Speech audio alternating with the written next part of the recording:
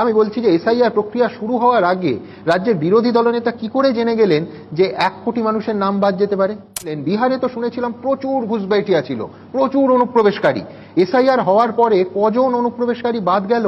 বিহারে তো একেবারে জলের মতো, শ্বেতপত্রের মতো স্বচ্ছ ডেটা সামনে আসা উচিত ছিল, কারণ পশ্চিমবঙ্গের মতো বিরোধীদের সরকার রাজ্যে আর কেন্দ্রে অন্য সরকার, এরম তো ছিল না। ওটা তো ডাবল ইঞ্জিনের সরকার ছিল, এনডিএ সরকার বিহারে চলেছে।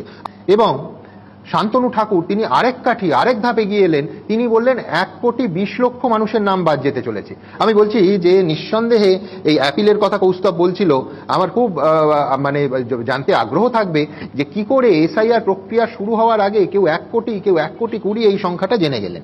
আমি আসবো এবার বিহারে, তার কারণ বিহারের উদাহরণ আমার প্রথম দুজন বক্তাই দিলেন। বিহারে তো শুনেছিলাম প্রচুর ঘুষবাইটিয়া ছিল, প্রচুর অনুপ্রবেশকারী। এসআইআর হওয়ার পরে কজন অনুপ্রবেশকারী বাদ গেল? বিহারে তো একেবারে জলের মতো, শ্বেতপত্রের মতো স্বচ্ছ ডেটা সামনে আসা উচিত ছিল, কারণ পশ্চিমবঙ্গের মতো বিরোধীদের সরকার রাজ্যে আর কেন্দ্রে অন্য সরকার, এরম তো ছিল না। ওটা তো ডাবল ইঞ্জিনের সরকার ছিল, এনডিএ সরকার বিহারে চলেছে। আরো স্বচ্ছতার সঙ্গে এই তথ্য সামনে আসা উচিত ছিল যে এসআইআর এর ফলে কতজন ঘুষবাইটিয়া, কতজন অনুপ্রবেশকারী বাদ গেল। তবে এইখান থেকে রাজনৈতিক মতাদর্শের কথা কৌস্তব বলেছে, যে অবশ্য বলেছে যে নির্বাচন কমিশনের প্রতি ওর কোট আনকোট কোনো পীড়িত নেই, কিন্তু এটাও বলেছে যে নির্বাচন কমিশনের বক্তব্যের সঙ্গে বিজেপি বা দল হিসেবে ভারতীয় জনতা পার্টি বহুবার একাত্ম হয়েছে। আমি বলছি সব থেকে সন্দেহজনক জায়গাটা জানেন এই জায়গায়। দেখুন, আমরা বিশ্বাস করি যে জাতীয় নির্বাচন কমিশনের মতো একটা সাংবিধানিক সংস্থার একেবারে সিজারের স্ত্রীর মতোই যাবতীয় প্রশ্ন এবং বিতর্কের ঊর্ধ্বে থাকা উচিত, এবং সদিচ্ছে থাকলেই যে সেটা করা যায়, সেটা ভারতবর্ষের প্রথম নির্বাচন কমিশনার বঙ্গসন্তান সুকুমার সেন থেকে প্রভাত প্রতিম টিএন সেশনরা একবার নয়, বারবার চোখে আঙুল দিয়ে দেখিয়ে দিয়েছেন।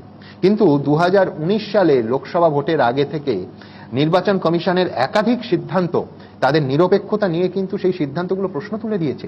ধরুন, সুপ্রিম কোর্টের অবসরপ্রাপ্ত বিচারপতি মদন লেকুরের নেতৃত্বে সিটিজেন্স কমিটি অফ ইলেকশন 2021 সালের মার্চ মাসে যে রিপোর্ট পেশ করেছিলেন, সেই প্রতিবেদনে একেবারে স্পষ্ট বলেছিলেন, কোট আনকোট, আমি শুধু বাংলা করেছি, জাতীয় নির্বাচন কমিশন ইচ্ছে করে ভোটের দিন ঘোষণা পিছিয়ে দিয়েছিল যাতে 8ই ফেব্রুয়ারি থেকে 9ই মার্চের মধ্যে অনেকগুলো সরকারি প্রকল্প উদ্বোধন করে ফেলা যায়।